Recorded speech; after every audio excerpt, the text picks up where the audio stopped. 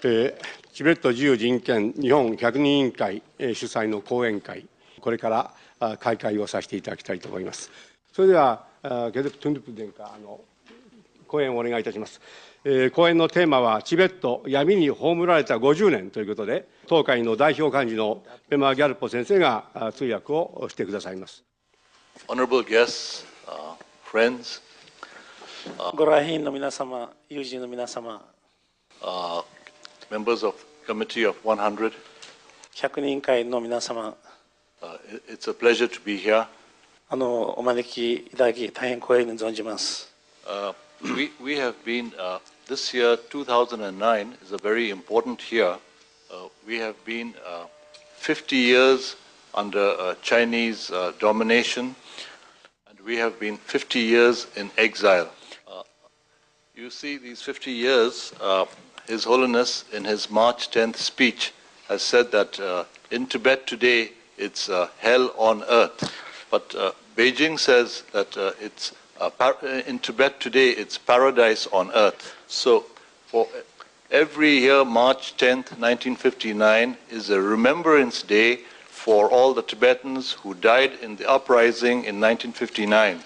But Beijing is going to commemorate its invasion and Serf Emancipation Day in March this year. Just to give you a quick history lesson, prior to 1959, Tibet was an independent country. But these 50 years as a Chinese colony, the Chinese have completely misruled Tibet. Inside Tibet today, there is completely, our people are being suppressed. There are around 500,000 military troops stationed inside Tibet today. Beijing is continuing having a patriotic re-education program and a strike hard program taking place inside Tibet today. In spite of this, the Tibetan people's resolve and their spirit is still very high. We can see this from last year and the March uprisings. The Chinese communists do not realize or understand after 50 years what the Tibetan people want. We Tibetans want our basic human rights, freedom of religion. In 1959, when the first uprising took place, they killed more than 80,000 Tibetans. In 1989, when the protest took place in Lhasa, they did the exact same thing, the use of force. In 1990, I was in Beijing and met Mr. Hu Jintao.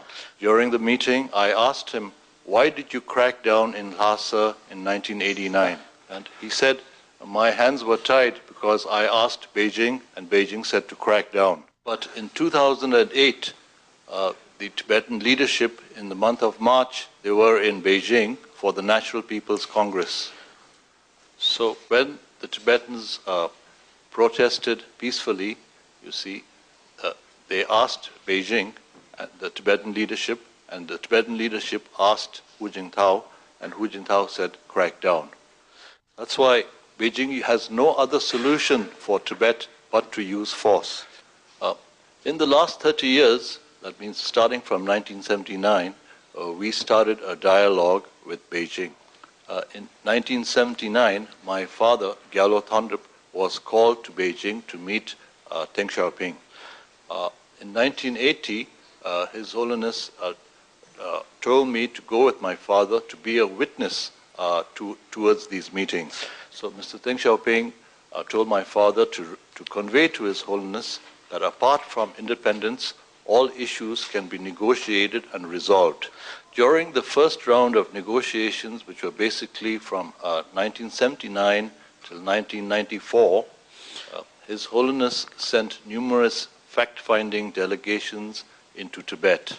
And we found out the exact position of what happened between 1959, the year the Dalai Lama left, to 1979. When our delegations came back, they were shocked at the death and destruction which took place in these 20 years. But we took stock of what happened in those 20 years. For instance, I give you an example. We had over 6,000 monasteries, and after 1979, there were only a handful existing. But what did we achieve in those 15 years? We opened the borders of Tibet and we reunited our families. And His Holiness had a direct channel to Beijing. And we negotiated many things, but in the end, in 15 years, we agreed to disagree on everything. After 1994, we stopped this dialogue as it was leading, as His Holiness felt this was leading nowhere. But at the end of 2002, we started a dialogue again with His Holiness sending fresh envoys to Beijing. So after 8 rounds, His Holiness had presented Beijing with a memorandum. So his demands were very simple, as they were within the limits of the Chinese constitution. For instance, he wanted all the Tibetan areas to be reunited and to demilitarize Tibet by removing, Chinese military troops, and to control the influx of Han Chinese into Tibet, and ways and means to maintain the Tibetan identity and culture and tradition. So for 50 years in exile, we are the most successful refugees in the world. And let me tell you why. You see, we have the most pragmatic leader in his person, the Dalai Lama. And in 50 years, we have the ability to create sympathy all over the world.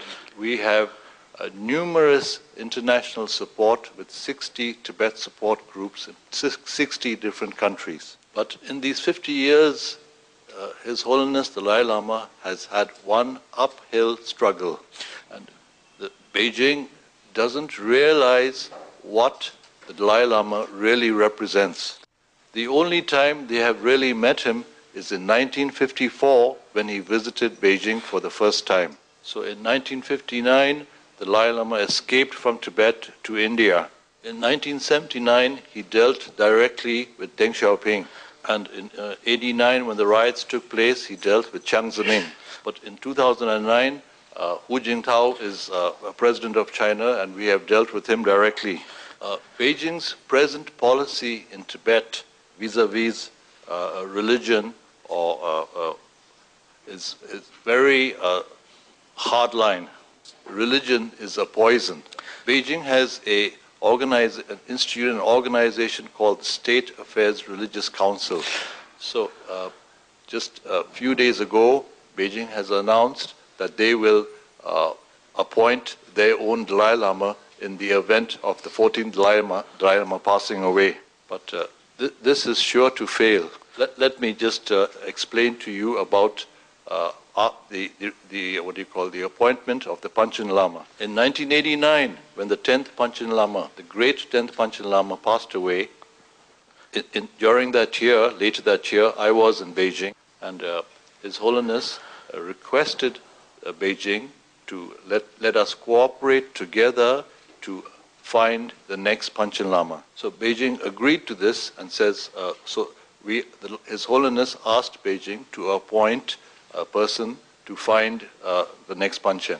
So this High Lama, who was appointed by Beijing, found 3 candidates, and Beijing agreed to the first candidate and said that they have complete agreement, and His Holiness also agreed to the first candidate. The High Lama, who found the first candidate, asked me to take a letter back to His Holiness, requesting His Holiness to announce to the world the choice of the Panchen.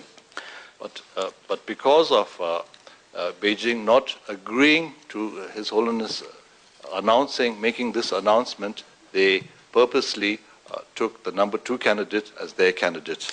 I'm giving you this example to show you how Beijing feels about religion.